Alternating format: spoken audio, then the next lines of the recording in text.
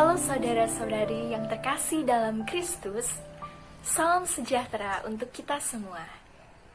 Saya bersama rekan-rekan akan sedikit berbagi inspirasi dan perenungan mengenai sosok pribadi Yesus yang digambarkan dalam kitab suci, khususnya dalam Perjanjian Baru. Tentunya kita saat di gereja ataupun kita membaca kitab suci, mendengarkan firman Tuhan, kita seringkali mendengar Yesus sebagai gembala yang baik.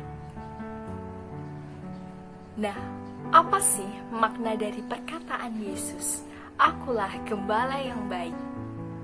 Sebelumnya, saya ingin mengajak saudara-saudara semua untuk membacanya dalam Injil Yohanes bab 10 ayat 1 sampai dengan 20. Gembala yang baik, aku berkata kepadamu, sesungguhnya siapa yang masuk ke dalam kandang domba dengan tidak melalui pintu, tetapi dengan memanjat tembok, ia adalah seorang pencuri dan seorang perampok. Tetapi siapa yang masuk melalui pintu, ia adalah gembala domba. Untuk dia, penjaga membuka pintu, dan domba-domba mendengarkan suaranya, dan ia memanggil domba-dombanya masing-masing menurut namanya, dan menuntunnya keluar. Jika semua dombanya telah dibawanya keluar, ia berjalan di depan mereka, dan domba-domba itu mengikuti dia, karena mereka mengenal suaranya. Tetapi seorang asing pasti tidak mereka ikuti, malah mereka lari daripadanya, karena suara orang-orang asing tidak mereka kenal. Itulah yang dikatakan Yesus dalam perumpamaan kepada mereka. Tetapi mereka tidak mengerti apa maksudnya. Ia berkata demikian kepada mereka. Maka kata Yesus sekali lagi, "Aku berkata kepadamu, sesungguhnya akulah pintu ke domba-domba itu. Semua orang yang datang sebelum aku adalah pencuri dan perampok, dan domba-domba itu tidak mendengarkan mereka. Akulah pintu. Barang siapa masuk melalui aku, ia akan selamat, dan ia akan masuk dan keluar dan menemukan padang rumput."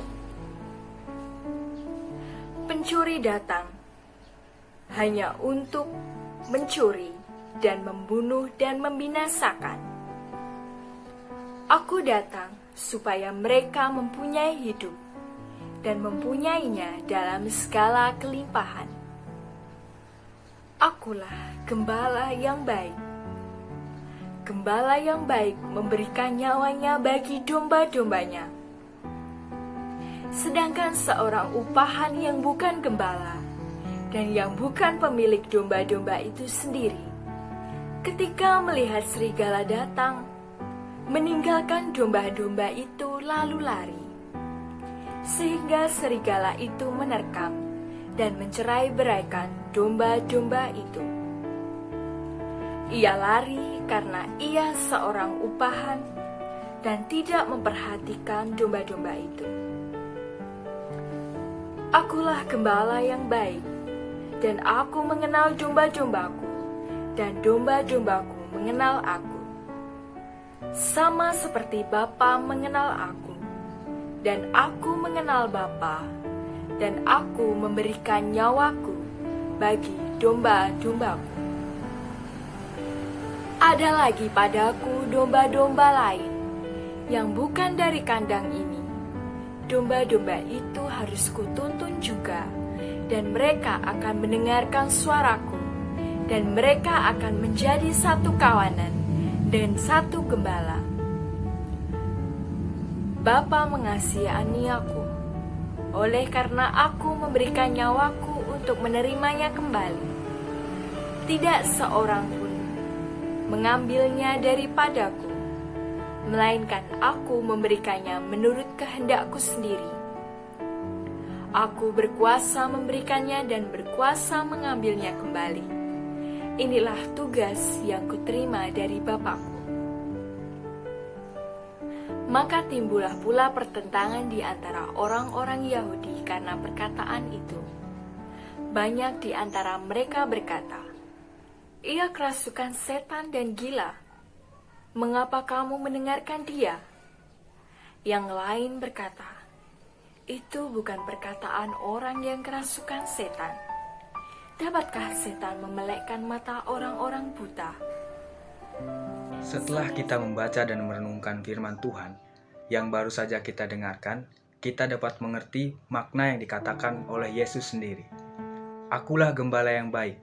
Seorang gembala itu memberikan nyawanya. Artinya, mengasihi domba kepunyaannya. Yesus adalah gembala yang benar dan sejati. Ia mengasihi tanpa batas dan mau mengambil resiko dan siap menderita bagi domba-dombanya. Yesus juga ingin mengisyaratkan kesetaraannya dengan Bapa.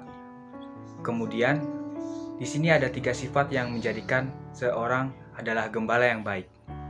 Yang pertama, gembala mengenal domba-dombanya, dan domba-domba itu pun mengenal dia. Yang kedua, gembala rela mempertaruhkan nyawanya demi keselamatan domba-dombanya.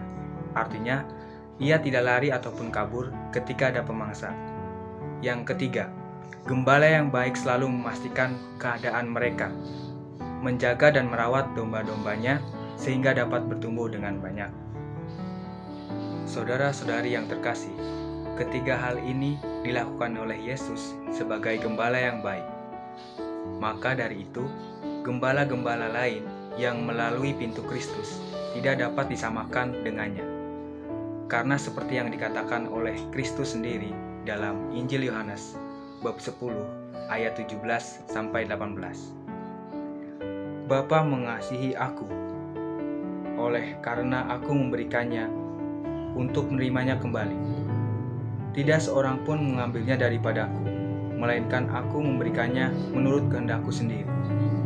Aku berkuasa memberikannya dan berkuasa mengambilnya kembali. Inilah tugas yang kuterima dari Bapakku. Dalam hal ini, Yesus ingin menyatakan kerelaannya untuk menyerahkan nyawanya dalam wafatnya di kayu salib, dengan maksud untuk menyelamatkan domba-domba yaitu umat manusia, dan memperolehnya kembali melalui kebangkitannya. Yesus adalah satu-satunya gembala yang dapat menuntun domba-domba kepada kehidupan dan keselamatan. Sebagai seorang gembala, Yesus memberikan yang terbaik bagi kawanan dombanya untuk memelihara dan melindungi domba-domba dari segala bahaya yang mengancam dan tak membiarkan domba-domba tersesat, hilang, apalagi binasa.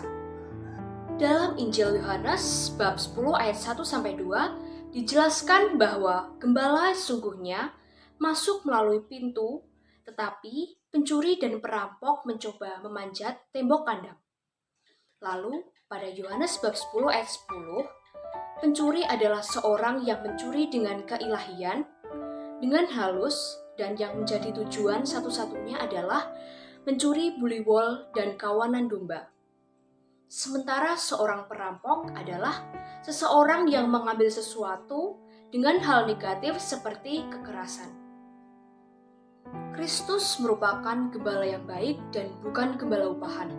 Oleh karena itu, mereka yang mendahului dia adalah pencuri dan perampok yang sesungguhnya, sehingga disebut gembala yang membawa bencana bagi domba-domba. Jadi, pemimpin-pemimpin yang Yesus sebutkan sebagai pencuri dan perampok, mereka datang bukan untuk kepentingan mereka sendiri. Mereka datang hanya untuk mencuri dan membunuh dan membinasakan. Tetapi, Yesus datang supaya domba mempunyai kehidupan. Ada pula orang yang bukan pencuri dan tidak berniat membunuh dan membinasakan domba-domba, sehingga mereka pun menjadi gembala, tetapi mereka sangat sembrono dalam menjalankan tugas mereka. Dan karena itu, domba-domba pun banyak yang terluka. Gembala sejati tidak sama seperti orang upahan, yang bukan pemilik dari domba-domba itu. Ketika ia melihat serigala datang, ia lari meninggalkan domba-domba yang dipercayakan kepadanya, karena baginya nyawanya yang lebih berharga. Baik teman-teman, di sini saya akan menjelaskan secara singkat mengenai gembala baik adalah simbol yang digunakan oleh jemaat Kristen perdana. Simbol ini juga digunakan dalam bentuk fresko, yakni gereja-gereja di bawah tanah atau katakombe. Nah, dalam dunia perjanjian baru, bangsa Israel menyimbolkan Allah Yahweh sebagai gembala baik mereka. Sedangkan dalam dunia perjanjian baru, Kristus sendiri adalah simbol dari gembala baik ini. Perbedaannya di sini terletak pada dalam dunia perjanjian baru, bangsa Israel menyebutkan Allah Yahweh sebagai gembala baik dan ini hanya bersifat eksklusif teman-teman. Sedangkan dalam dunia perjanjian baru, Kristus sendiri adalah simbol dari gembala baik ini dan ini bersifat universal atau inklusif. Jadi Kristus sendiri adalah gembala baik bagi semua orang.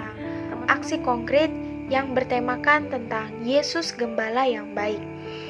Yesus Gembala yang baik adalah Yesus yang patut kita tiru, patut kita teladani, karena Ia adalah sosok guru atau panutan yang benar-benar menjadikan pribadi kita semakin mendalami akan iman Kristiani kita. Lalu di sini saya akan menjelaskan juga sesuai dengan konteks di kehidupan sehari-hari. Seperti yang pertama, guru dan siswa. Guru dan siswa adalah guru menjadi gembala di dalam mendidik anak atau muridnya tersebut. Sedangkan murid adalah domba-dombanya. Guru adalah yang patut kita tiru di dalam proses pembelajaran. Jika guru tidak bisa memberikan sebuah contoh, sebuah pendidikan yang baik buat anak-anaknya, maka anak-anak atau siswa tersebut akan mengikuti gaya tubuh atau gestur-gestur dari seorang guru tersebut. Menjadi seorang guru bukanlah hal yang mudah. Menjadi seorang guru harus bisa memberikan sebuah inovatif, imajinasi, sebuah kreativitas, agar di dalam proses pembelajaran di kelas, anak-anak itu menjadi semangat di dalam belajar. Seperti itulah yang Yesus mengajarkan kepada murid-muridnya, bahwa Yesus adalah teladan. Yesus harus memberikan contoh. Maka dari itu, murid-muridnya pun mengikuti atau meneladani jejak Yesus itu. Yang kedua adalah ketua kelompok. Ketua kelompok adalah sebuah panutan atau sebuah pengarahan, petunjuk bagi anggota kelompoknya. Jika di dalam ketua kelompok itu tidak mengerti atau tidak memahami, maka anggota kelompok pun akan kebingungan, bahkan tidak tahu apa yang harus dikerjakan. Oleh karena itulah, menjadi ketua kelompok bukanlah hal yang mudah. Ia harus bisa menguasai atau memberikan sebuah arahan tentang materi yang akan disampaikan di dalam anggotanya tersebut, supaya di dalam mengerjakan tugas, ia bisa atau anggota kelompoknya bisa memberikan sebuah tugas yang terbaik untuk kelompoknya tersebut. Yang ketiga adalah katekis dengan umat. Katekis adalah seorang pengajar tentang ajaran iman Kristiani. Seorang katekis pun juga harus bisa memberikan teladan seperti Yesus Kristus. Yesus telah mengajarkan kita tentang doa Bapa Kami, doa-doa yang telah diajarkannya itu. Lalu, ajaran Yesus itu kita harus memberikan atau mengajarkan kepada umat yang hendak mengikuti ajaran Yesus Kristus.